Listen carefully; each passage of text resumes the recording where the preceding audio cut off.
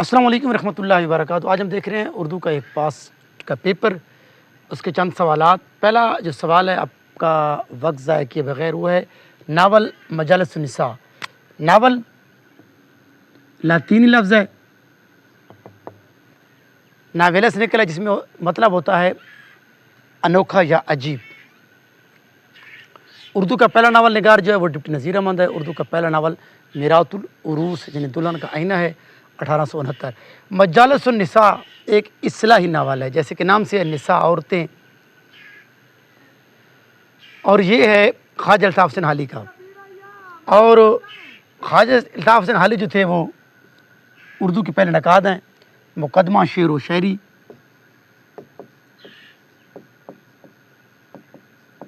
اردو کی پہلی تنقیدی کتاب ہے، 1893۔ دراصل یہ ان کے دیوان کا مقدمہ تھی، بعد ازاں وہ ایک الگ کتاب بن گئی۔ اور اس کے اندر اس کے دو حصے ہیں مقدمہ شعر و شاعری کے۔ یہ کوشچن آتا ہے، ایک اس میں جو ہے شعر کے اوصاف ہیں اور دوسرے میں اصناف سخن ہیں۔ سوانح نگار تھے یادگار غالب، حیات جاوید، ان کی جو سوانح کتابیں ہیں۔ اردو کے شاعر بھی ہیں، حال ان کا تخلص ہے، اور یہ نظم کے بہت بڑا شاعر تھے۔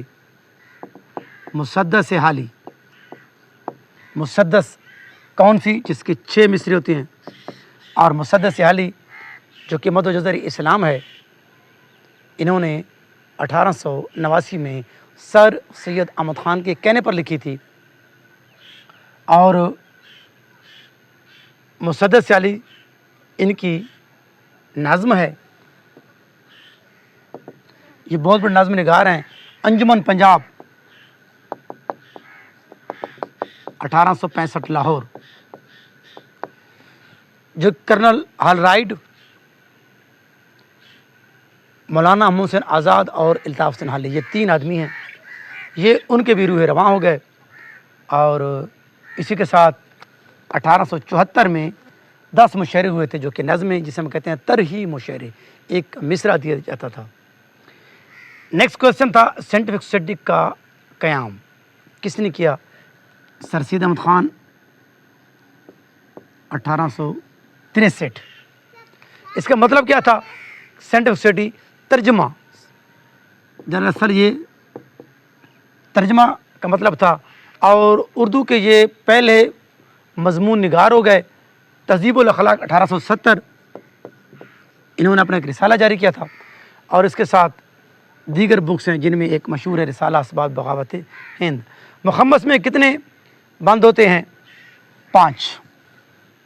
خمس سے نکلا ہے 5 سے۔ نذیر اکبر آبادی کا سلام، ولی محمد نذیر عوامی شاعر ہیں، اور ڈاکٹر فیلن نے سب سے پہلے ان کی بابت آپ بات کی تھی۔